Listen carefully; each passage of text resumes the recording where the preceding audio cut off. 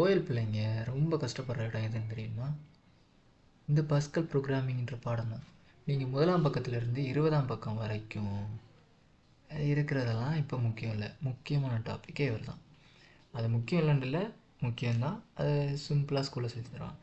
இப்போ நாம் பார்க்க போகிறது பஸ்கல் செய்நிரல் மொழி, பஸ்கல் ப்ரோக்ராமிங் லாங்குவேஜ். இது நிறைய பேருக்கு புரியாது.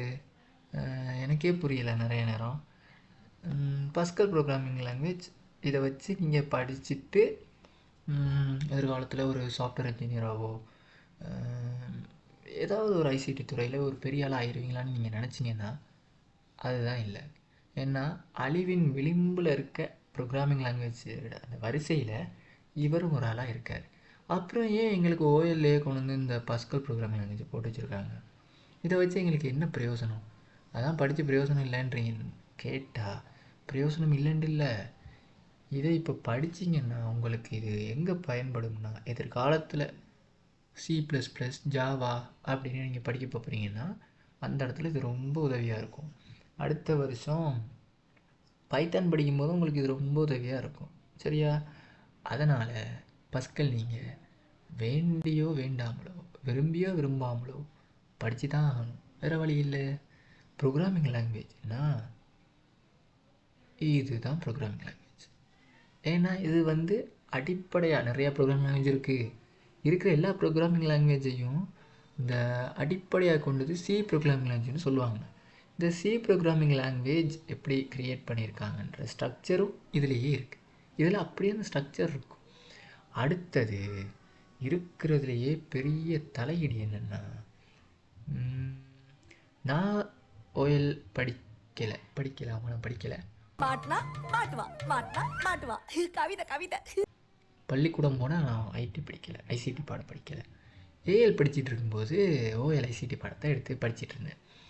அப்போது எனக்கு வீட்டில் ஒரு ஃபோன் இருந்துச்சு. அதில் என்ன செஞ்சேன்னா, ஆண்ட்ராய்டு ஃபோன் தான்.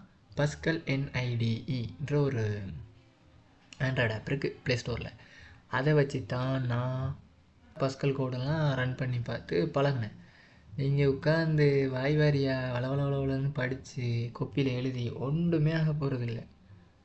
நீங்கள் கைப்பட டைப் பண்ணி கோடுகளை டைப் பண்ணி ரன் பண்ணி பார்த்தீங்களா மட்டும்தான் ஏதாவது புரியும். சரியா? சரி, நான் இப்போ என் கம்ப்யூட்டரில் அந்த பஸ்கலை கோடை டைப் பண்ணி ரன் பண்ணி காட்டணும்னு எனக்கும் ஆசை தான். கிட்டத்தட்ட ஒரு அரை மணி நேரமாக போராடிட்டேன் இந்த இருக்காரு இவரோட. இது என்னென்னு எனக்கும் புரியல, ஒன்றுமே புரியல. சரி, விஷுவல் ஸ்டுடியோ கோட்லையாவது கொண்டு போய் இதை பேஸ்ட் பண்ணி பார்க்கலாம்னு பார்த்தா ஒன்றுமே வேலை செய்யதில்லை. கோடு கம்பைல் ஆகுது, எக்ஸிக்யூட்டபிள் ஃபைலாக மாறுது. அந்த எக்ஸிக்யூட்டபிள் ஃபைலை ரன் பண்ணால் ஒன்றுமே வேலை செய்யதில்லை. சரி, அவங்களோட டாக்குமெண்ட்ரிக்கு போய் இந்த வாரேன். பஸ்களோட நிலைமை, பிள்ளைகள் நிறைய பேர் என்ன நினைப்பிச்சுக்கிட்டு இருக்காங்கன்னா, பஸ்கல் ப்ரோக்ராமிங் லாங்குவேஜை படிச்சுட்டு பெரிய இன்ஜினியர் ஆனேன். வெப்சைட்டுக்குள்ளே போய் பார்த்தா இங்கே பாருங்கள், 1990களில் உருவாக்கின வெப்சைட் மாதிரி இருக்குது. Last news 2024 விட்டுருக்கானுங்க. இதான் சொன்னேன், செத்து போகும் இந்த லாங்குவேஜ். இதை இங்கே தூக்கி போடு, ஒன்றுத்துக்கும் முடியாது. நான் கன நேரமாக கஷ்டப்பட்டு ஒரு ஹலோ வேர்ல்டு ப்ரோக்ராமை ரன் பண்ணி காட்டுறதுக்கே விடிஞ்சு போச்சு, வரவே மாட்டேன்ருச்சு. சரி, இப்போது பஸ்கல் ப்ரோக்ராமிங் லாங்குவேஜ் பற்றி படிக்க போகிறீங்கன்னா நீங்கள் இந்த பாடத்தில் இந்த 20ஆம் பக்கம் வர இன்ட்ரெஸ்டிங்கான டாபிக் இதுக்குள்ளே போனோன்னே இங்கே ஆரம்பிக்கிறீங்கன்னா ஆரம்பிங்க. என்ன விளங்குன்னு எனக்குன்னு தான் தெரியலை. நீங்கள் ஆரம்பிக்க வேண்டிய இடம் எங்கே இருக்குது தெரியுமா? வேறு இடம். ஒரு சாதாரண பஸ்கால் செய்நிரலில் இடம்பெறும் அடிப்படை பகுதிகளை இனங்காண்போம். இப்படித்தான் ஒரு சாம்பிள் பஸ்கல் ப்ரோக்ராமிங் லாங்குவேஜ் இருக்கும்னு சொல்கிறாங்க. ஏன் அவ்வளோ பேஜை ஸ்கிப் பண்ணி போட்டிங்க வந்தீங்க அப்படின்னு கேட்டால், இங்கே நாம் இந்த சாம்பிள் ப்ரோக்ராமிங் இப்படி ஒரு கோடு, இதுதான் பஸ்கல் ப்ரோக்ராமிங் லாங்குவேஜ் கோடு. இதில் ஒவ்வொரு லைனையும் நாம் எப்படி பாவிக்கணும், இது எப்படி எப்படி வேலை செய்யணும்னு நம்ம ஒவ்வொரு லைனாக படிக்கும்போது தேவைப்படும் போது மேலே போய் ரெஃபரன்ஸை பார்த்துட்டு வரலாம். ரெஃபரன்ஸை முதலே பார்த்தோம்னா ஒன்றுமே புரியாது, போர் அடித்து போயிடும். அதனால் ஃபஸ்ட்டு நம்ம இங்கேருந்து தொடங்குவோம். இப்போ இங்கேருந்து தொடங்கி எண்ட் பண்ணுவோம். அப்போ ஒவ்வொரு லைனுக்கும் என்ன அர்த்தம், இதெல்லாம் எப்படி எப்படி யூஸ் பண்ணுறோம் அப்படின்னு மேலே போய் ஒருக்கா ரிவைஸ் பண்ணிவிட்டு வரலாம். சரியா? ஸ்டார்ட் பண்ணலாமா? சரி, இப்போது இந்த இருக்கு ப்ரோக்ராம்னு எழுதணும். எனக்கு உண்மையிலுமே இப்படி காட்டி படிப்பிக்கணும்னு அவசியமே இல்லை. கோடை ரன் பண்ணி காட்டி படிப்பிக்கணும்னு ஆசை. அதுக்குத்தான் நானும் ஆசைப்பட்றேன். இங்கே வந்துடுவோம். உங்களுக்கு பஸ்கல் என்ஐடியில் எப்படி வேலை செய்யுதுன்றதை நான் என்ற ஃபோனில் ரன் பண்ணி ரெக்கார்டில் அப்படியே சொருவிடுவேன் உள்ள, பயப்பட. சரி, இங்கே ப்ரோக்ராம் தொடங்குதா? ஆடு நம்ம என்ன ப்ரோக்ராம் எழுதணும்னா அந்த ப்ரோக்ராமுக்குன்னு ஒரு பேர் வைப்போம். அதுதான் இது. கட்டாயம் இந்த பேர் இப்படித்தான் இருக்கணுமானா இல்லை. நீங்கள் இந்த ப்ரோக்ராமில் என்ன சொல்ல வரீங்களோ அதை சும்மா உங்களுக்கு பிடிச்ச மாதிரி ஒரு பேர் வைங்க. ப்ரோக்ராமுங்கிறது நிறையா மனுஷங்க மாதிரி ஒவ்வொருத்தனுக்கும் ஒவ்வொரு பேர் இருக்கும்ல. எல்லாருக்கும் யூனிக்காக இருக்கணும்லாம் இல்லை. அதுக்காக எல்லாருக்கும் அப்படியே ஒரே நேம் தான் இருக்கணும் அப்படின்னும் இல்லை. என்ன நேம் வேணாலும் வைக்கலாம். பிள்ளைக்கு என்ன பேர் வைக்கணும்னு ஆசைப்பட்றாரோ அந்த பேர் தான் பிள்ளையோட பேர். இந்த ப்ரோக்ராம் எழுதுறது நீங்கள் தான் அப்பா. இந்த ப்ரோக்ராமுக்கு என்ன பேர் வைக்கணும் நீங்கள் தான் முடிவு பண்ணணும்.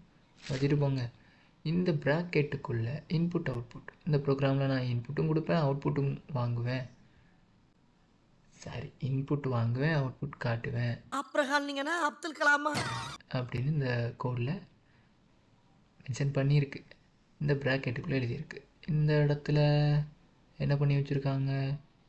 ஒரு செமிகோலன் போட்டிருக்காங்க. இந்த செமிகோலன் இருக்குன்னா இந்த லைனு இதோட முடிஞ்சிருச்சுன்னு கம்பைலருக்கு சொல்கிறதுக்கு.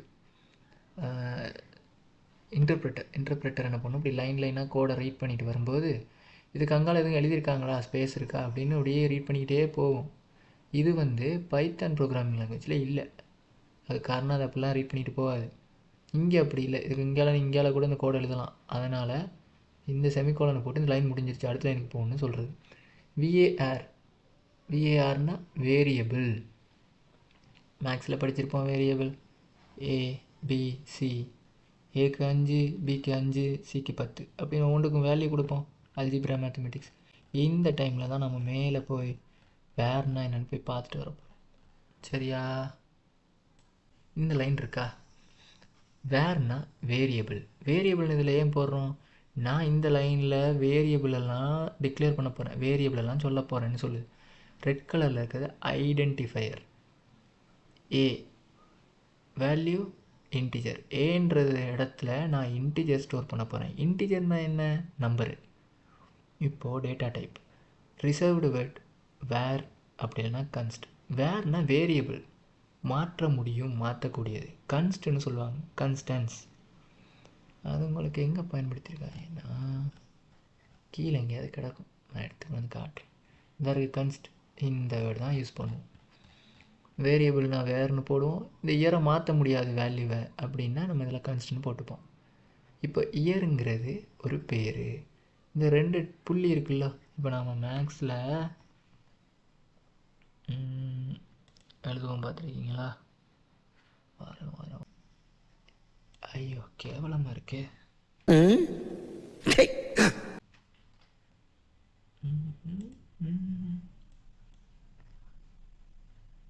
ஏயோட மதிப்பு ஏயோட மதிப்பு 1 கணக்கில் படிச்சிருப்பீங்களே. இப்போ இவரே நான் டூப்ளிகேட் பண்ணி இந்த இடத்துல பியோட மதிப்பு 2 இப்படின்னு எழுதுவேன். ஏயோட மதிப்பு 1, ஏங்கிறது 1க்கு சமன் அப்படின்னு சொல்லுவேன். பின்றது 2க்கு சமன் அப்படின்னு சொல்லுவேன். அதே மாதிரி இங்கே ப்ரோக்ராமிங் லாங்குவேஜில் இங்கே இயர்னு ஒரு வேரியபிள் இருக்குது. வேரியபிள்னால் ஒரு மாறிலி. இந்த இடம் இது ஒரு பெட்டி மாதிரி. இந்த பெட்டிக்குள்ளே நான் என்னத்தை வேணாலும் போட்டு சேவ் பண்ணிக்கலாம். இங்கே இன்டீஜர்னு நான் கொடுத்துட்டேன். முன்னைக்கே நம்ம கொடுத்துடணும். இந்த இயருக்குள்ளே இன்டீஜர்னா என்னென்னா நம்பர்ஸ். இந்த இயருக்கு நான் நம்பர் மட்டும்தான் போடணும். இதுக்குள்ளே 2026ன்னு தமிழில் எழுதி விட முடியாது. நான் 2026 நம்பர் மட்டும்தான் போடணும். அதனால் இதில் இன்டீஜர்னு சொல்கிறேன். இன்டீஜர்னால் நம்பரு. இதுக்கு அடுத்து வரும், இந்த இருக்குது. அடுத்து இதெல்லாம் சொல்லித்தரேன். இப்போ நாம் இந்த லைனில் இது இயர், இதுக்கான வேல்யூ இன்டீஜர். நம்பர் மட்டும்தான் அதில் கொடுப்பேன், வேறு எதையுமே இதுக்குள்ளே சேர்த்து வைக்க மாட்டேன். இது ஒரு பெட்டி. இயருங்கிறது ஒரு பெட்டி. இயருங்கிறது ஒரு பெட்டி. இந்த பெட்டிக்குள்ளே என்னால் சில எண்கள், இப்போ எப்படின்னா 1 2 3 இப்படின்னு என்னால் நம்பர்ஸை மட்டும்தான் அந்த பெட்டிக்குள்ளே போட முடியும். இதுக்குள்ளே எழுத்துக்களெல்லாம் கொண்டு போய் போடலை. சரியா? அப்போ இந்த பெட்டியோட இந்த பெட்டி இயருங்கிறது ஒரு பெட்டி. இந்த பெட்டிக்குள்ளே என்ன நம்பர் போடலாம்? இன்டிஜர்னால் நம்பர்ஸ், இன்டிஜர் மட்டும்தான் போடலாம். ஏபிசிலாம் போடக்கூடாது. அதை நான் முன்னுக்கே குறிப்பிட்டு வச்சுருவேன். இது ஏன் இப்படி குறித்து வைக்கிறீங்கன்னா அடுத்து கோடிங் பண்ணிட்டு வரும்போது விளங்கும். இதெல்லாம் இப்போ வாசிக்க வேணாம், அடுத்தடுத்து போகும்போது பார்ப்போம். சொல்ல மறந்துட்டேன் பார்த்தீங்களா, இந்த இயர்ன்னு இருக்கா, ஐடென்டிஃபையர். இந்த ஐடென்டிஃபையரை நீங்கள் ஐடென்டிஃபையருக்கு என்ன பேர் வேணாலும் கொடுக்கலாம், அது உங்கள் விருப்பம். ஆனால் அதுக்கும் கொஞ்சம் ரூல்ஸ் இருக்குது. எல்லாத்தையும் போடலாது. போட சொன்னால் நீங்கள் என்ன பண்ணுவீங்க, இந்த வேறையை தூக்கி இங்கே போட்டாலும் போடுங்க. நான் இந்த வேறு இங்கே மட்டும் தான் யூஸ் பண்ணுமா, நான் வச்சுருக்க ஐடென்டிஃபையருக்கு அந்த பெட்டிக்கு வேறு நான் பேர் வைப்பேன் தானே, அப்படின்னு வைக்கலாது. சில பேர் வச்சு விட்ருவாங்க. அதுக்காகத்தான் சில அந்த ரூல்ஸுகளை வச்சுருக்காங்க. இப்போ பாருங்கள் எப்படி இருக்குன்னா, ஆங்கில நெடுங்கணக்கில் உள்ள ஓர் எழுத்துடன் தொடங்க வேண்டும். நீங்கள் வைக்கிற உங்களோட ஐடென்டிஃபையர் பேர் கட்டாயம் முதல்ல ஒரு இங்கிலீஷ். காரணம் பஸ்கல் மொழியை அறிமுகம் செய்வதற்கு பயன்படுத்தப்படும் ஒதுக்குச்செய் சொற்கள், ரிசர்வர்ஸ். தமிழ் கடினமாக இருக்கும், பயன்படுத்தலாகாது.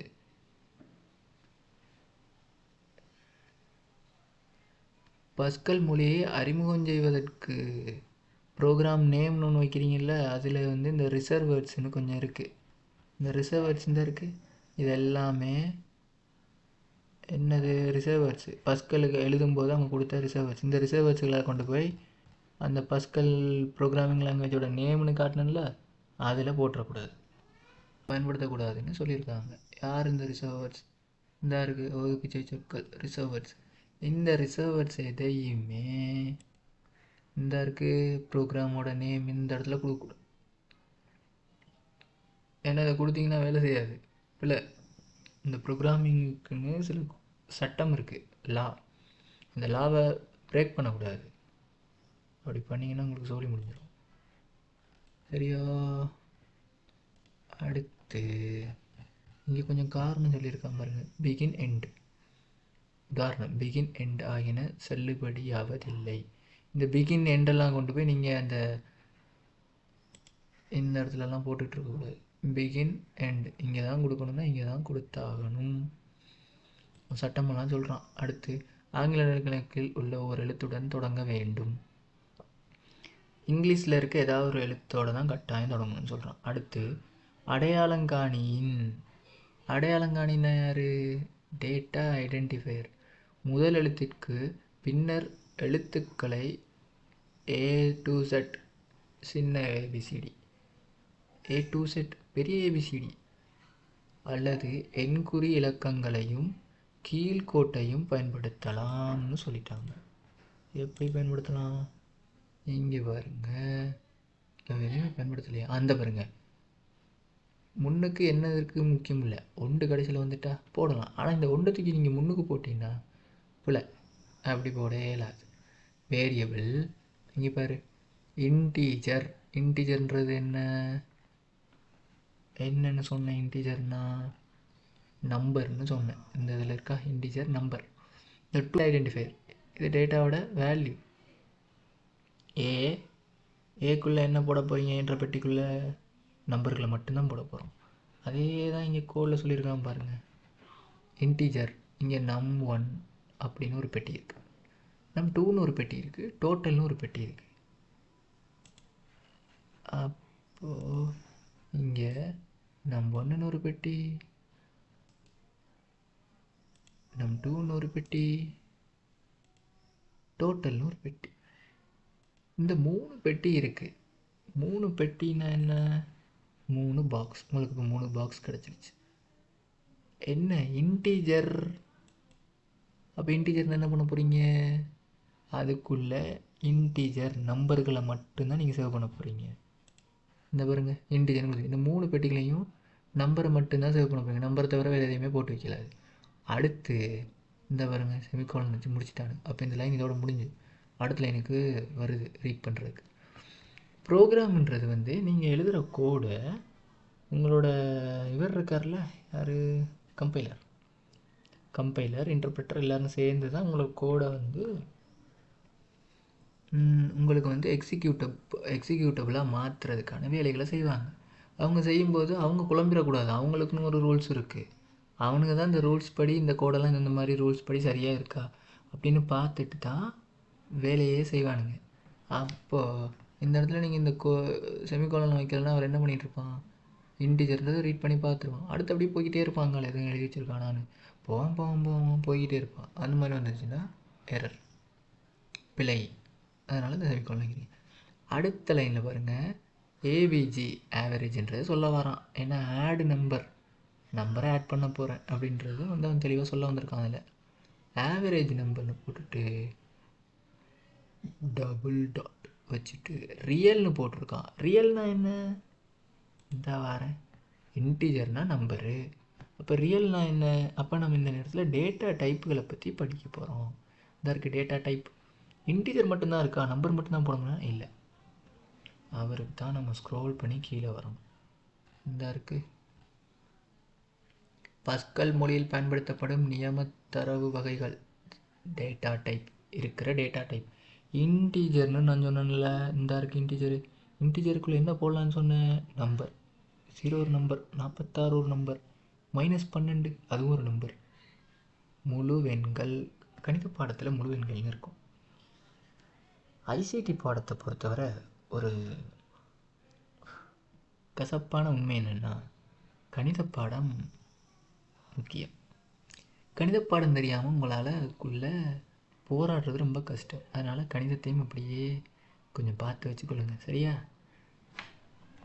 இன்டிஜர், உதாரணம் நம்பர், அந்த 3 பெட்டிகளையும் இப்படி நம்பர்களை மட்டும்தான் எங்களால் போடணும். ஆவரேஜ்னு ஒன்று இருக்குது பார்த்தீங்களா, ஆவரேஜ்ன்றது இதுக்குள்ளே போடலாம் தானே, ஆனால் ரியல்னு போட்டானே, அதுக்கு என்ன அர்த்தம், நேர் அல்லது மறை எண்கள் ஆர் தசம எண்கள். நேர் அல்லது மறை எண்களை நீங்கள் ரியலுக்குள்ளே சேவ் பண்ணலாம், இன்டிஜருக்குள்ளேயும் சேவ் பண்ணலாம்னு சொல்ல வரான். ஆனால் முழு எண்ணாக இருக்கணும். இங்கே பாருங்கள், தசம எண்கள்ன்றது தான் ரொம்ப முக்கியம் ரியலுக்குள்ளே. மற்ற ப்ரோக்ராமிங் லாங்குவேஜ்களில் இந்த ஃப்ளோட் அது இதெல்லாம் வரும். இங்கே ரியல்னால் தசம எண்கள். முழுவெண்கள், தசம எண்கள், நேச்சுரல் நம்பர்ஸ், ரியல் நம்பர்ஸ் கணித பாடத்தில் இருக்குமே. முழுவெண், தசமதான எண்கள். இந்த சைவருக்கும் 0.0 என்ன வித்தியாசம், ரெண்டும் ஒன்று தானே அப்படின்னு கேட்டிங்கன்னா, நமக்கு தெரியும் இது ரெண்டும் ஒன்று தானே. ஆனால் அதுக்குன்னு தனி பேர் இருக்குது. தசம எண்கள்னு ஒரு பேர் இருக்குது, முழு எண்கள்னு ஒரு பேர் இருக்குது. கம்ப்யூட்டருக்கு 0ன்னு சொன்னாலும் அதே வேல்யூ தான், 0.000000 எத்தனை பூஜ்ஜியம் போட்டாலும் அதே வேல்யூ தான். என்ன புரிஞ்சுக்கிறக்காக நம்ம பேர் வச்சுருக்கோம், தசம் வச்சுட்டோம், சரியா? அடுத்து பாருங்கள், 25.68. 25.68ங்கிறது ரியல் நம்பர். இதுவும் ஒரு நம்பர் தானே, இந்த பெட்டிக்குள்ளே போடலாமான்னா போட இயலாது. ஏன்னா இது தசம எண், ரெண்டுக்கும் நிறைய வித்தியாசம் இருக்குது. அந்த வித்தியாசத்தை நான் இப்போ எக்ஸ்பிளைன் பண்ண போனேன்னா இந்த வீடியோ காணாது, ரொம்ப பெருசாக போயிடும். அடுத்து இருக்க data type integer, real number. இவன் இங்கே இன்டிஜரையும் ரியல் நம்பரையும் தான் பாவிச்சிருக்கான், மற்ற எந்த எண்களையும் மற்ற எந்த டேட்டா டைப்பையும் பாவிக்கலையே. அது ஏன் அப்படின்னு கேட்டால், நம்ம எழுதுகிற ப்ரோக்ராமுக்கு என்ன டேட்டா டைப் தேவையோ அதை மட்டும்தான் இங்கே பயன்படுத்தணும். சும்மா போட்டு எல்லாத்தையும் ஏன் பயன்படுத்தி வைப்பானே. ஆனால் இதெல்லாம் இருக்குதுன்னு தெரிஞ்சுக்கணும் நீங்கள். அடுத்து பாருங்கள், பூலியன்னு ஒன்று இருக்குது. ட்ரூ ஆர் ஃபால்ஸ், உண்மை அல்லது பொய், 0 அல்லது 1 இப்படிலாம் சொல்லுவாங்க. ட்ரூ ஆர் ஃபால்ஸ்னு வச்சுக்கோங்க. ட்ரூன்னா என்ன, அந்த வேலை நடக்கும்.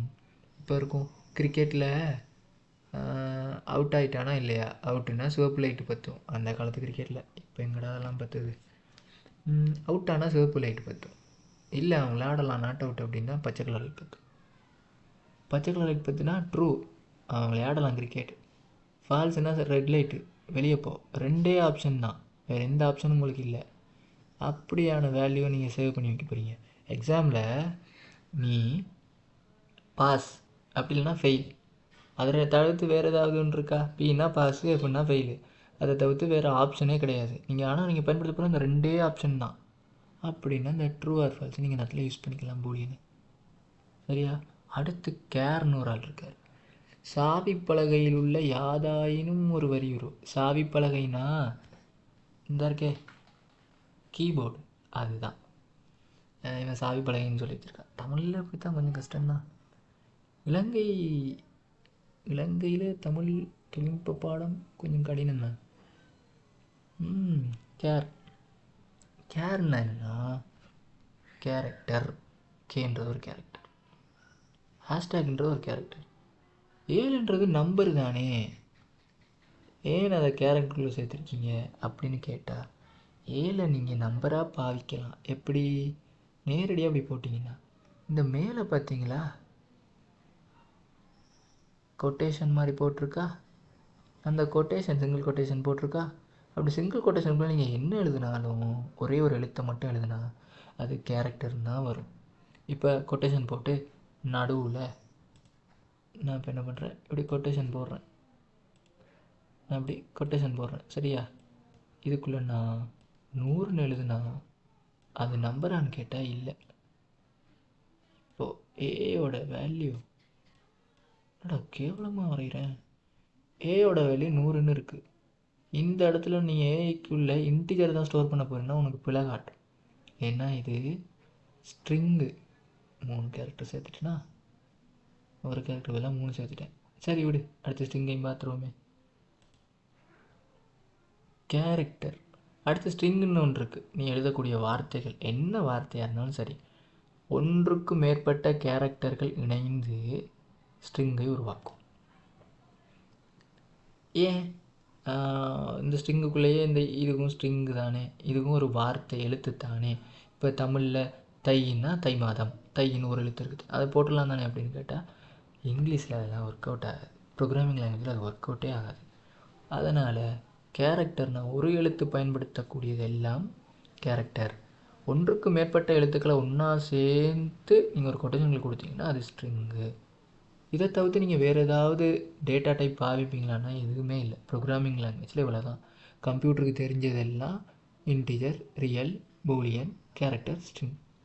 இந்த 5 டேட்டா டைப்பை தவிர வேறு எதுவுமே கம்ப்யூட்டருக்கு தெரியாது. நீங்கள் எழுதக்கூடிய ப்ரோக்ராம், நீங்கள் எந்த பெரிய ப்ரோக்ராமிங் எழுதினாலும், என்ன பெரிய ப்ரோக்ராமிங் லாங்குவேஜில் என்ன எழுதினாலும் சரி, இவ்வளோ தான் டேட்டா டைப். இதை தவிர்த்து உங்களுக்கு ஜாவாவில் கொஞ்சம் நிறையா டேட்டா டைப்லாம் வரும். அதெல்லாம் நீங்கள் எதிர்காலத்தில் படிங்க. சரியா? இப்போ நாம் எங்கே போகிறோம், நம்ம மறுபடியும் ப்ரோக்ராமிங்குள்ளே போவோம். இப்போ ப்ரோக்ராம்னா என்ன, இந்த வரி என்னத்துக்கள் இருக்குது, வேர்னு போட்டிங்க என்னென்ன எழுதுவோம்னு நமக்கு சொல்லிட்டேன். சப்போஸ் பையன்னு ஒன்று இருக்குது தெரியுமா கணிதத்தில், அது உங்களுக்கு எக்ஸாம் பேப்பர்லேயும் போட்டுருக்கூட. இதுலேயே இப்போ ஒன்று இருக்குது மாறிலி. மாறிலின்றது மாற்ற முடியாது. தமிழில் கணித பாடத்தில் படிச்சிருப்பீங்க மாறிலி. மாறிங்கிறது மாறிடும், மாற்ற முடியும். அந்த பெட்டிக்குள்ளே உதாரணத்துக்கு மாறிக்குள்ளே வேறுக்குள்ளே ஸ்டோர் பண்ணுற பெட்டி இருக்குன்னு, இது ஒரு பெட்டி பொட்டி. இந்த பொட்டிக்குள்ளே நான் என்ன பண்ணுறேன், முதல் 1ன்ற நம்பரை போடுறேன் இன்டிஜர்ன்ற ஒரு பெட்டிக்குள்ளே. இதை நான் ஃபஸ்ட்டு என்னத்தில் சேவ் பண்ணியிருக்கேன், வேர்னு சேவ் பண்ணியிருக்கேன். கரம் கேவலம் எழுதுறேன்.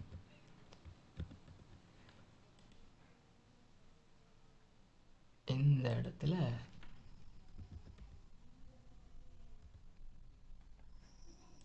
சரி, நான் இப்போ இந்த பெட்டியை வேறுக்குள்ளே வேர்னு சொல்லித்தான் சேவ் பண்ணியிருக்கேன். இந்த பெட்டிக்குள்ளே இன்டிஜர் எப்படி செஞ்சோம்னு ஞாபகம் இருக்குத்தானே. வேர்ன்ற தலைப்பில் ஒரு பெட்டி, இந்த பெட்டிக்குள்ளே இன்டிஜர் மட்டும் போடணும்னு நான் சொல்கிறேன். வேர்னா என்ன, இந்த பெட்டிக்கு மாறிலி பெட்டி. இந்த பெட்டிக்குள்ளே 1 போட்டிருக்கியா, இப்போ நான் இந்த 1 என்ன பண்ணுவேன், தூக்கிட்டு இதுக்குள்ளேயே என்னால் 2 போட முடியும். ஏன்னா என்ன, இது மாறின்னு சொல்கிற ஒரு பெட்டி. இந்த பெட்டி மாறின்னு நான் சொல்லிட்டேன். அப்போ இந்த பெட்டிக்குள்ளே 2 போடுறேன். 2 பிடிக்கலையா, அதை தூக்கிட்டு நான் 3 போடுறேன். அதுவும் பிடிக்கலையா, தூக்கிட்டு 5 போடுறேன். இப்படி நான் என்ன வேணாலும் போடுவேன். அப்படி மாற்றக்கூடியதை நான் இங்கே என்ன சொல்லிட்டேன்னா மாறின்னு சொல்லிட்டேன். அதெல்லாம் வேறுக்குள்ளே சேவ் பண்ணியிருக்கு. இங்கே மாறிலின்னு ஒன்று இருக்குது, கன்ஸ்ட். இந்த கன்ஸ்ட் ஏன் யூஸ் பண்ணுறீங்க? Max equal 100, const pi equal 22/7. இதுக்கு என்ன அர்த்தம்னா உங்கள் கோடு இருக்குல்ல, இந்த வேறு பதிலாக இந்த இடத்துல கன்ஸ்ட், இல்லைன்னா நீங்கள் இதுக்கு அடுத்த வரியிலேயே இதில் கன்ஸ்ட்டுன்னு எழுதிட்டு ஒரு என்ன மார்க்குன்னு போட்டு இந்த 2 டாட் வச்சு பக்கத்தில் 100ன்னு வச்சு ஒரு செமிகோலன் வச்சு விட்டீங்கன்னா அந்த 100 மார்க்குன்ற 100 இருக்குல்ல, அந்த 100 உங்களால் மாற்ற முடியாது. மாற்ற முயற்சி செஞ்சீங்கன்னா பிழை. இப்போ இந்த கோடு இருக்குத்தானே, நான் என்ன பண்ணுறேன், கோதாரி எனக்கண்டே வருது.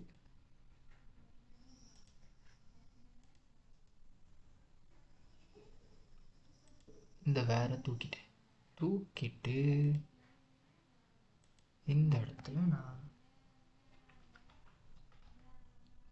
கன்ஸ்ட்னு சொல்லிட்டேன். இப்போ நான் கன்ஸ்ட்னு வேறுனு போட்ட இடத்துல கன்ஸ்ட்னு போட்டு ஒரு பெட்டியை உருவாக்குறேன். இதே மாதிரி தான் இன்டீஜரு, ரியலு, பூலியனு நீ என்ன பெட்டி வேணாலும் போட்டுக்கலாம்.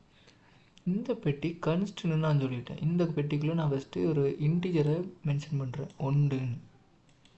இந்த பெட்டிக்குள்ளே நான் 1ன்னு ஒரு நம்பரை மென்ஷன் பண்ணுறேன். கடைசி வரை இந்த பெட்டிக்குள்ளே இந்த 1 தான் இருக்கும். இந்த 1 அழிக்கவும் முடியாது, மாற்றவும் முடியாது. நிலையாக இருக்க போகிறது எல்லாத்தையும் அந்த கன்ஸ்ட்னு சொல்கிறேன். இப்போ அடுத்த லைன் விளங்கிட்டா? அப்போ நாம் முதல்ல ப்ரோக்ராமோட பேரை போடுறோம், அடுத்து வேரியபிள்ஸ் எல்லாம் செட் பண்ணுறோம். சரி, num1 num2 டோட்டல் இன்டீஜர் இதெல்லாம் ஏன் போட்டிருக்கேன் ஒன்றுமே புரியலையே அப்படின்னா, இந்த பிகின் எண்டுக்குள்ளே நீங்கள் எழுத போகிற கோடு இருக்குல்ல, இந்த கோடுக்குள்ளே இதெல்லாம் எடுத்து பாவிப்பீங்க. இந்த பாவிக்க போகிறத முதல்ல நீங்கள் இடத்த குறித்து வச்சிடணும். இந்த இடமெல்லாம் குறித்து கம்ப்யூட்டர் என்ன பண்ணணும்னா num1 num2 டோட்டல் அப்படின்னு ஒவ்வொரு பெட்டியாக இடத்த ரெடி பண்ணி அந்த இடத்துல இன்டீஜரை மட்டும் தான் ஸ்டோர் பண்ண போகிறோம். அந்த இடமெல்லாம் ரெடி பண்ணி வச்சிடும் ப்ரோக்ராம் ரீட் ஆகி வரும்போது. ஆவரேஜ்னால் ரியல், தசமதானம் வைக்க போகிற ஒரு பெட்டி வரும். நீங்கள் போன வருஷம் 10ஆம் வகுப்பில் படிச்சிங்கன்னா நமக்கு தெரியல, உங்களுக்கு இருக்கா என்னன்னு கூட எனக்கு தெரியல, ஆனால் இருக்குன்னு நினைக்கிறேன். இந்த எண்கள், தசமதான எண்கள், அந்த எண்கள் இந்த ஹெக்ஸாடெசிமல், டெசிமல், ஆக்டல், அந்த அப்படி நம்பர்கள்லாம் இருக்கும், நம்பரிங் சிஸ்டம். அது மாதிரி தான், அதை பேஸ் பண்ணி தான் அந்த கம்ப்யூட்டர் வேலை செய்யும். கம்ப்யூட்டர் இந்த 3 பெட்டியை ரெடி பண்ணி அதில் இன்டீஜர் போட போகிறாரு, இடத்த ரெடி பண்ணி வச்சுக்கோ. அடுத்து ரியல்னு ஒரு பெட்டியை ரெடி பண்ணிக்கோ, ஆவரேஜ்னு ஒரு பெட்டி இருக்குது, அதுக்குள்ளே ரியல் நம்பர்னு என்னென்னு பார்த்தோம், தசமதானம்னு பார்த்தோமா? தசமதானம் தான் என்னடா பார்த்தோம், இந்த இருக்குது. இந்த இதுக்குள்ளே வந்து நீங்கள் கொடுக்க போகிற பெட்டியில் தசமதான எண்களை மட்டும் சேவிச்சு வைக்க போகிறேன். இந்த இடங்களெல்லாம் ரெடி பண்ணி வச்சாச்சு, ப்ரோக்ராம் அடுத்து ரன் ஆக போகுது. ஏன்னா நம்மகிட்ட பெட்டி இருந்தால் தான் பெட்டிக்குள்ளே கொண்டு போய் பாலை போட முடியும். பாலை போடுற நேரம் போய் பெட்டியை தேடிக்கிட்டு இருக்கக்கூடாதுல்ல, அதுக்காக தான் முன்னே நம்ம பெட்டியை எடுத்து ரெடி பண்ணி வச்சுட்டோம். இப்போது ரைட், இந்த ரைட் என்ன, இது ரைட் வந்து கீவேர்டு. நம்ம கீவேர்டுகள்லாம் பார்த்தோமே, இல்லை ரைட்டு போட்டிருக்கானா, இதில் பாய் போட்டிருக்கவே மாட்டான், போடலை. ரைட்டு வந்து இது வந்து நான் என்ன சொல்லுவேன், ரைட்டுன்னா எழுதி காட்டுறது. கம்ப்யூட்டர் ஸ்க்ரீனில் இப்படி எழுதப்பட்டு காட்டும், நமக்கு வந்து அவுட்புட்டில் காட்டும். சரியா? டெர்மினலில் நமக்கான அவுட்புட்டை வந்து காட்டும். எப்படி காட்டுதுன்னு நான் இப்போது பஸ்கல் என்ஐடியில் செஞ்சு காட்டுறேன். சரியா? இப்படி தான் அவுட்புட் காட்டும். இப்போ இந்த ஸ்க்ரீனில் தெரியுதா, வெல்கம் பஸ்கல் ப்ரோக்ராமிங் அப்படின்றது வார்த்தை தெரியுதா? இந்த வார்த்தை கம்ப்யூட்டர் ஸ்க்ரீனில் நேராக தெரிய போகுது அப்படின்னு சொல்கிறத வந்து நீங்கள் ரைட்டில் வெல்கம் பஸ்கல் ப்ரோக்ராமிங் அப்படின்ற எழுதிட்டீங்க. இந்த கோடு ஒன்றுமே செய்யாது. ரைட்டுன்னு எழுதி போட்டு ப்ராக்கெட்டுக்குள்ளே இங்கே பாருங்கள் என்ன மேலே கொட்டேஷன் போட்டிருக்கோம், சிங்கிள் கொட்டேஷன். அப்போ இது ஒரு ஸ்ட்ரிங்கு. இதை எங்கே மேலே மென்ஷன் பண்ணல அப்படின்னு கேட்டால் மென்ஷன் பண்ண தேவையில்லை, அதை நேரடியாக நீங்கள் பாவிச்சிட்டீங்க. வெல்கம் பஸ்கல் ப்ரோக்ராமிங்னு எழுதி விட்றீங்க. இது கம்ப்யூட்டர் ஸ்க்ரீனில் உங்களுக்கு இந்த இப்படி ஷோ ஆகுது. சரியா? ஷோ ஆனதுக்கு பிறகு அடுத்த லைனுக்கு வந்தீங்கன்னா இந்த பாருங்கள், இப்படி இந்த கர்லி பிரேஸ் போட்டிருக்காங்க. இந்த கர்லி பிரேஸ் என்னென்னா குறிப்புரைகளை கமெண்ட்ஸ் காட்டல் கமெண்ட்ஸ்ன்னு போட்டிருக்கு. கமெண்ட்ஸ்னா என்ன அப்படின்னு கேட்டால், நீங்கள் இப்போ ஒரு பெரிய ப்ரோக்ராம் கோடு எழுதுறீங்க. அப்படி இல்லைன்னா நீங்கள் எழுதுகிற இந்த ப்ரோக்ராம் கோட் என்னத்தை சொல்ல வருதுன்னு உங்களுக்கே சிலங்களை மறந்து போயிடும் எழுதின பிறகு. இல்லை அந்த கோடை நான் இன்னொருத்தன்ட்ட கொடுக்குறேன். அவன் அந்த கோடை எடுத்து பார்த்துட்டு இதில் என்ன எழுதியிருக்கான் ஒன்றுமே புரியலையே அப்படின்னு அவன் குழம்பிடக்கூடாது. அப்படியான சூழ்நிலைகளில் இந்த கோடை நான் கொடுக்குறேன், ஆனால் நான் என் வாயை மூடித்தான் இருப்பேன். இந்த கோடை என்னத்துக்குன்னு நீ கண்டுபிடின்னு சொன்னால் அவன் உட்காந்து யோசிக்கணும். அதுக்கு நீங்கள் பேசாமல் இப்படி ஒரு கர்லி பிரேஸுக்குள்ளே இதுக்குள்ளே நீங்கள் என்ன வேணாலும் எழுதலாம். அதுக்கும் இந்த ப்ரோக்ராமுக்கும் சம்மந்தமே இல்லை. இதுக்குள்ளே நீங்கள் நான் இந்த ப்ரோக்ராம் என்னத்துக்கு எழுதுறேன்னா 2 நம்பரை கூட்டுறதுக்காக பயன்படுத்துகிறேன் எழுதியிருக்கேன். சும்மா அந்த நம்பரை இதுலேருந்து கழிச்சு அப்படிலாம் குழம்பிடாத. நம் ஒன்றுன்றதில் வந்து ஒரு நம்பரும் நம் 2ல் ஒரு நம்பரையும் வாங்குகிறேன், அந்த 2 நம்பரையும் கூட்ட போகிறேன். அப்படி இப்படி நீங்கள் வளவளவளவளன்னு இதுக்குள்ளே என்ன வேணாலும் எழுதிக்கலாம். அதை இந்த கோடை பார்க்குறாக்கள் வாசித்து விளங்கிக்கிறதுக்காக இதில் என்ன எழுதியிருக்குன்னு சும்மா பார்த்துக்கிறதுக்காக இதுக்குள்ளே எழுதி வைக்கிறது. மற்றபடி இதுக்கும் ப்ரோக்ராமுக்கும் சம்மந்தம் இல்லை, ரெண்டும் வேலை செய்யாது. ப்ரோக்ராம் ரன் ஆகும்போது இதெல்லாம் எடுபட்டும். சரியா? அடுத்து right LN enter first number அப்படின்னு வந்திருக்கு. ரைட்டுன்னு சொன்னால் நான் என்ன சொன்னேன், இந்த இப்படி அவுட்புட் காட்டு. ரைட் எல்என்னு ஒன்று போட்டிருக்காங்க. அப்படின்னா என்ன, எல்என்னா லைன், அதை ஷார்ட்டாக எல்என்னு போட்டிருக்கான். ரைட் எல்என்னு என்ன நடக்கும்னா இந்த என்டர் ஃபஸ்ட் நம்பர்ன்றது இருக்கும். அடுத்து உங்களுக்கு என்ன நடக்கும்னா கர்சர் என்ன பண்ணும், கர்சர்னால் உங்களுக்கான அவுட்புட் கேட்குற இடம் அடுத்த லைனுக்கு கீழே போயிடும். இப்போ இது இப்படியே இருக்கும். வெல்கம் பஸ்கல் ப்ரோக்ராமிங் அப்படின்னு போட்டுட்டா அடுத்து வரக்கூடிய அவுட்புட்டெல்லாம் பக்கத்தில் இந்த மாதிரி பக்கத்தில் வரும். ஆனால் இந்த இடத்துல ரைட் எல்என் போட்டிங்கன்னா எல்என் லைன் பிரேக் ஆகி அடுத்த லைனில் தொடங்கும். உங்கள் அவுட்புட்டும் இப்படி தான் லைன் பை லைனாக ரன் ஆகும். கோடு லைனில் பை லைனாக எழுதுவீங்க. சரியா? அடுத்து ரைட்டுன்னா என்ன, அதே லைனில் எழுதி போட்டு அடுத்த லைன் கோடும் உங்களுக்கு பக்கத்துலேயே அவுட்புட் காட்டிக்கிட்டு வரும். ஆனால் இங்கே ரைட் எல்என் பாவிச்சதுனால என்டர் ஃபஸ்ட்டு நம்பர் கொட்டேஷனுக்குள்ள என்டர் ஃபஸ்ட்டு நம்பர்னால் என்ன, ஒரு நம்பரை தாங்க அப்படின்னு கேட்குறேன். செமிகாலன் வச்சு இந்த கோடை முடிச்சிட்டேன். அடுத்து கீழ் லைனுக்கு வந்துடுது. கீழ் லைனுக்கு வந்தோடனே ரைட்டுன்னு எழுதியிருக்கேன். அடுத்து ரீடு எழுதியிருக்கேன். ரைட்டுன்னா என்ன, புத்தகத்தில் நான் எழுதி காட்டுறேன். ரீடுன்னா என்ன, நான் வாசிக்கிறது. ஒரு புத்தகத்தை நீங்கள் ரைட் பண்ணுறீங்க. நீங்கள் ரைட் பண்ணதை இன்னொருத்தன் பார்க்க முடியும். ஆனால் நீங்கள் ரீட் பண்ணிங்கன்னா நீங்கள் என்ன ரீட் பண்ணீங்கன்றது உங்களுக்கு தான் தெரியும். அதாவது நீங்கள் கம்ப்யூட்டர் மாதிரி, அவனுக்கு தெரியாது. இப்போ ரைட்டுன்னா என்ன, அந்த கோடு பிரிண்ட் ஆகுது. ரைட் இல்லைன்னு அதே கோட் பிரிண்ட், நீங்கள் எழுதியிருக்கிறது பிரிண்ட் ஆகுது, அடுத்த லைன் ஸ்டார்ட் ஆகுது. இப்போ ரீடுன்னு போட்டு ப்ராக்கெட்டுக்குள்ளே நம்1 போடுறோம். இந்த நம்1 எங்கேப்பா வச்சுருக்கோம், மேலே போய் பாருங்கள், பெட்டியை கூப்பிட்டோம். என்டர் ஃபஸ்ட் நம்பர்னு கொடுத்து இந்த ரீடுன்னு வந்துட்டுன்னா உங்களுக்கு இன்புட் வாங்குறதுக்கு இந்த மாதிரி ஒரு கர்சர் வந்து நிற்கும். அடுத்த கோடு ரன்னே ஆகாது. அப்படியே அந்த கோடு அப்படியே அந்த இடத்துலையே அப்படியே ரொம்ப நேரமாக நிற்கும். அதுக்கு காரணம் என்னென்னா, நீங்கள் ஒரு இன்புட்டை கேட்குறீங்கன்னு கோடில் கொடுத்துட்டீங்க. ரீடுனா ஒரு இன்புட்டை கேட்குறீங்க. இன்புட்டை நீங்கள் தார வரைக்கும் அந்த கர்சர் அப்படியே அதிலே நிற்கும். அடுத்த லைனுக்கு போகவே போகாது, அப்படியே நிற்கும். நீ நம்பர் உண்ட தாரன்னு சொல்லிட்ட கோடில், அப்படி அந்த ஃபஸ்ட் நம்பரை அடித்தே ஆகணும், நீ நம்பரை தந்தே ஆகணும். தராத வரைக்கும் நான் அடுத்த லைன் ரன் பண்ண மாட்டேன், அப்படியே நிற்பேன்ட்டு அப்படியே நிற்கும். அடுத்த லைனுக்கு மூவே ஆகாது, அப்படியே நிற்கும். ஆனால் இப்போ அந்த பெட்டி ரெடியாக இருக்குது. ரீடில் நம்1 அப்படின்னு கொண்டு வந்து போட்டாச்சு. இந்த பெட்டிக்குள்ளே நீ தரப்போகிற நம்பர், நீ உங்களோட கீபோர்டில் அடிப்ப தெரியுமா நம்பர், அந்த நம்பரை எடுத்து இந்த பெட்டிக்குள்ளே இன்டீஜரை மட்டும்தான் கொடுக்கணும். நம்1 இன்டீஜர். அப்போ இந்த பெட்டி வந்து ஒரு இன்டீஜர் பெட்டி, இதுக்குள்ளே ஒரு நம்பர் தான் போடணும். நீ ஏபிசிடின்னு ஏதாவது எழுத்துக்களை போட்டிங்கன்னா ப்ரோக்ராம் அதோடய பிரேக் ஆகி பிள்ளைன்னு காட்டும். வேலை செய்யாது, அடுத்த லைன்லாம் வேலை செய்யாது. எரர் அடித்தாலே சரி உங்களை கோடு அப்படி நின்றும் பாதியோட. ஸோ பட்டன்னு அடி விழும். இப்போ நீ ஒரு நம்பரை கொடுத்துட்ட, 5ன்னு ஒரு நம்பரை கொடுத்துட்ட. இப்போ இந்த 5ன்ற நம்பர் என்ன நடக்கும்னா, இந்த நம்1ன்னு ஒரு பெட்டி, இன்டீஜர் பெட்டி, கோடு தொடங்கும் போதே எடுத்து ரெடியாக வச்சுருப்பாங்களே ஒரு பெட்டி, அந்த பெட்டிக்குள்ளே நீ இதில் கொடுத்த 5, இப்போ ஒரு என்டர் 5ன்னு ஒரு நம்பரை கொடுத்து என்டர் அடிச்சிட்டேன். அந்த 5ஆம் நம்பர் போய் என்ன நடக்கும்னா, இந்த இதில்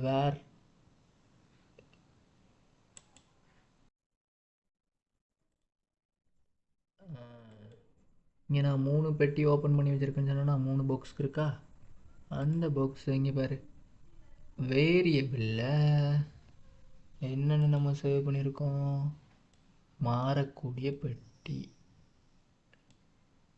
என்னடா கோதாரி எழுத்தா இருக்கு.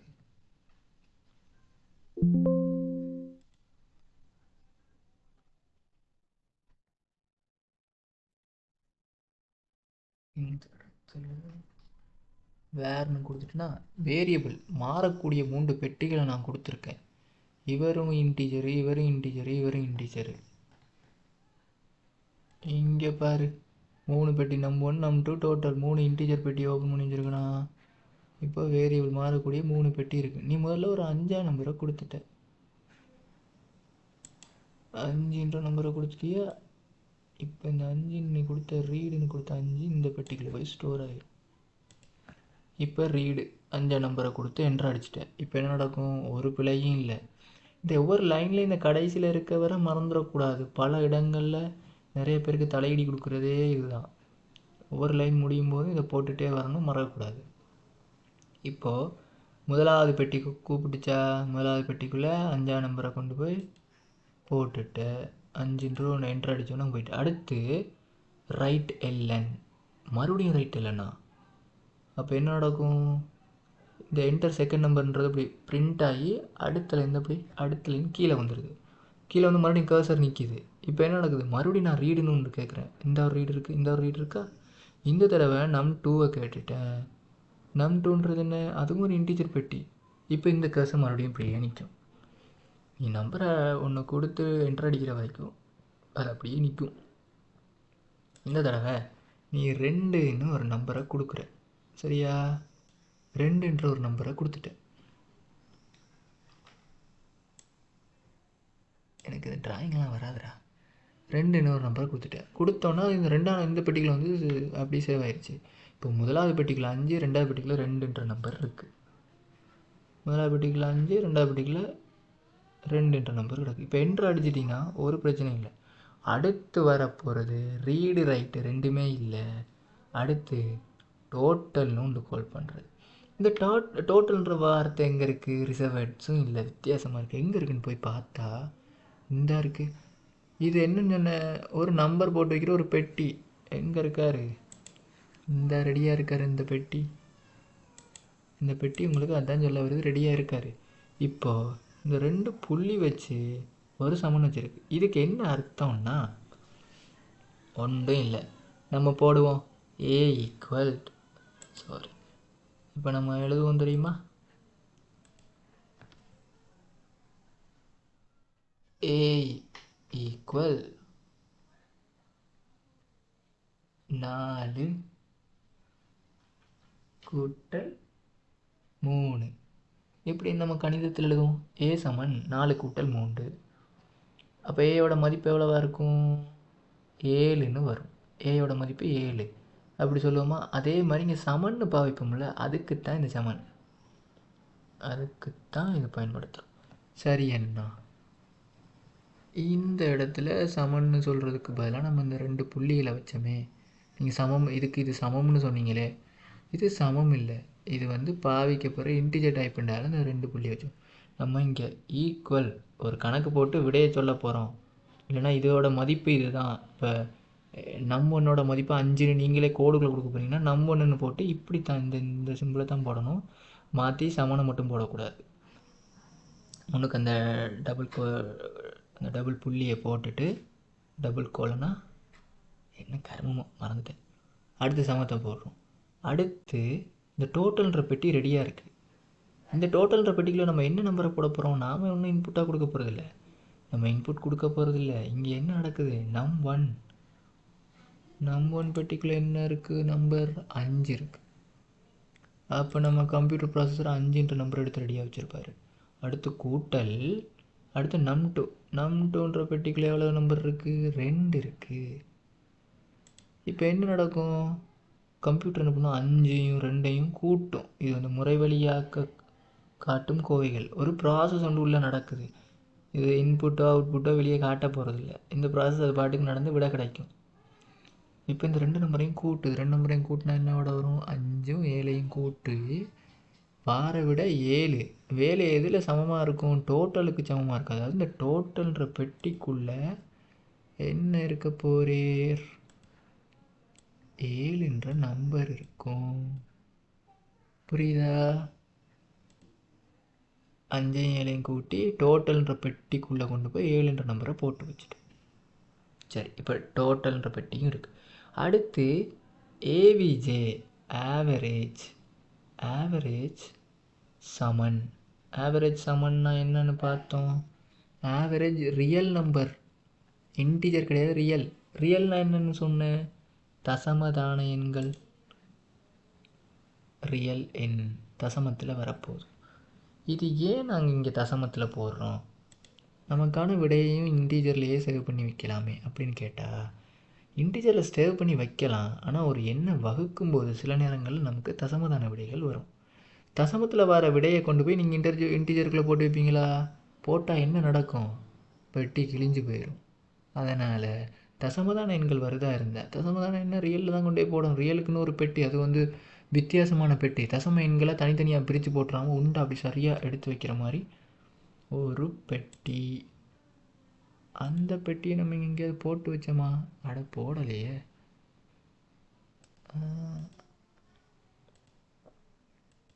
சரி, இங்கே வந்து என்ன பண்ணுறோம்னா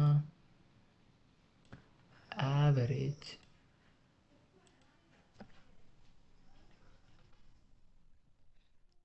ஆவரேஜ்னு ஒரு பெட்டி பார்த்தோமா?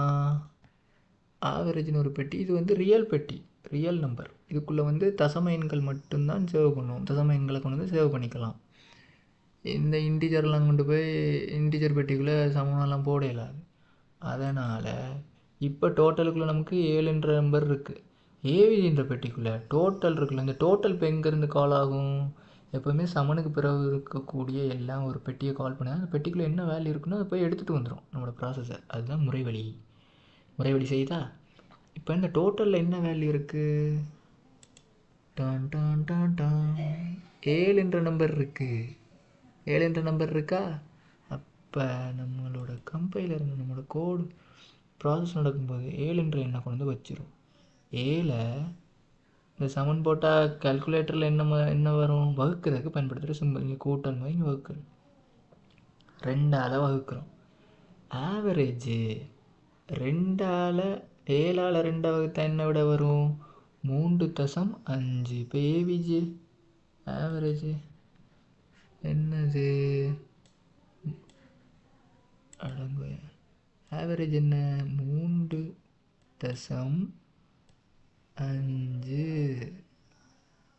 வடிவாக்கிட்டேனா? இப்போ பாருங்கள், இப்போது ஏவிஜேன்ற பெட்டிக்குள்ளே என்ன கிடச்சிட்டு? நமக்கு 3.5ன்ற ஒரு மதிப்பு கிடச்சிட்டு. சரியோ? இப்போ ரைட் எலன் நான் ரைட் எலன் என்னென்னு சொன்னேன்? அதில் இருக்கிறது அப்படி பிரிண்ட் ஆகும், அடுத்த லைனில் அடுத்த கோட் ரன் ஆகும். இப்போ ரைட் எலனில் டோட்டலிஸ்னால் என்ன? இது ஒரு ஸ்ட்ரிங்கு முடிஞ்சு. இந்த ப்ராக்கெட்டுக்குள்ளே நாம் எப்போவுமே ஒரு வேல்யூவை தான் பாஸ் பண்ண முடியுமானா? இல்லை, 2 பண்ணலாம், 3 பண்ணலாம், 4 பண்ணலாம், 5, 6ன்னு எவ்வளோ வேணால் பண்ணலாம். ஆனால் அதை ஒவ்வொன்றையும் செப்பரேட் பண்ணணும், தனித்தனியாக பிரிக்கிறத கவனமாக செய்யணும், இல்லைன்னா கோட் எரர் அடிக்கும். இப்போ ஒரு ஸ்ட்ரிங்கை கொடுத்துட்டோம், டோட்டலிஸ் ஸ்ட்ரிங். அந்த கொட்டேஷன் முடியுது, சிங்கிள் கொட்டேஷன் முடிஞ்சக்கு பிறகு ஒரு கமா வச்சுட்டாங்க.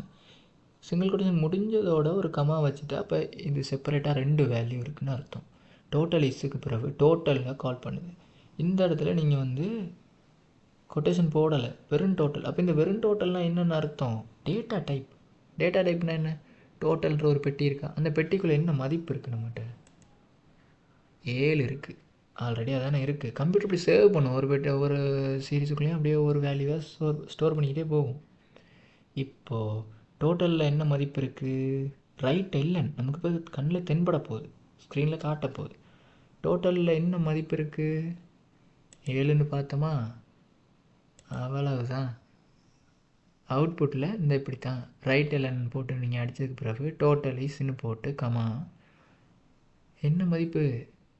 7. ஒரு சின்ன இடைவெளி இருக்கா இந்த இடத்துல, அந்த இடைவெளியை போட்டு அதுக்கு பக்கத்துலேயே 7ன்ற எண் பதிவாயிரும். அடுத்து ரைட் எல்என் இருக்கா, ரைட் எல்எனில் ஆவரேஜஸ்ன்னு போட்டு அடுத்து இந்த பாருங்கள் செப்பரேட் பண்ணிட்டாங்க. அப்போ அடுத்து ஏவிஜேவை கால் பண்ண, ஏவிஜே இங்கே இருக்கார், இந்த இருக்கார், இவர பெட்டிக்குள்ள என்ன எவ்வளோ மதிப்பு இருக்குது நமக்கு கடைசியில் 3.5 ஒரு மதிப்பு கிடக்கு. அப்போ இந்த இடத்துல 3.5 கடைசி நமக்கு கிடைக்கிற அவுட்புட் என்ன, டோட்டலிஸ்ன்னு போட்டு கமா போட்டு 7, ஆவரேஜஸ்ன்னு போட்டு 3.5 அப்படின்னு நமக்கு விட வந்துடும். விட வந்ததுக்கு பிறகு இந்த எல்லாம் முடிஞ்சால் நம்ம ப்ரோக்ராம் முடிஞ்சதுக்கு பிறகு இந்த கேபிட்டல் லெட்டரில் எண்டுன்னு போட்டு புள்ளி, இங்கே பிகின் போட்டால் இந்த கோடு ஸ்டார்ட் ஆகுது, ப்ராசஸ் ஸ்டார்ட் ஆக போகுது, எண்டு போட்டால் ப்ரோக்ராம் முடியுதுன்னு அர்த்தம். ப்ரோக்ராம் முடிஞ்சதுன்னா சரி, கம்பைலர் என்ன பண்ணும், உங்களோட கோடை ரன் பண்ணுற ஆள் அவர் என்ன பண்ணுவார், பார்ப்பேர், சரி எல்லாம் ஒரு எரரும் இல்லாமல் எண்டு வரைக்கும் கொடுத்துட்டேன், ப்ரோக்ராம் முடிஞ்சு, எந்த எரரும் காட்டாது, அப்படி இந்த மாதிரி இப்படி ஃப்ரெஷ்ஷாக அது பாட்டுக்கு நார்மலாக இருக்கும். இவ்வளவு தான் பஸ்கல் ப்ரோக்ராமிங்.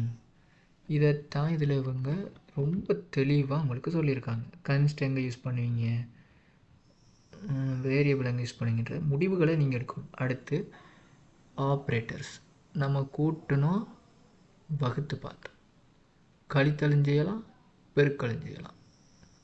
அடுத்து டிவ் மோடுன்னா, டிவ்னா டிவைட் பண்ணி 26ஆல் வகுத்தா 20க்குள்ளே எத்தனை 6 இருக்குது, 3ன்னு வரும்.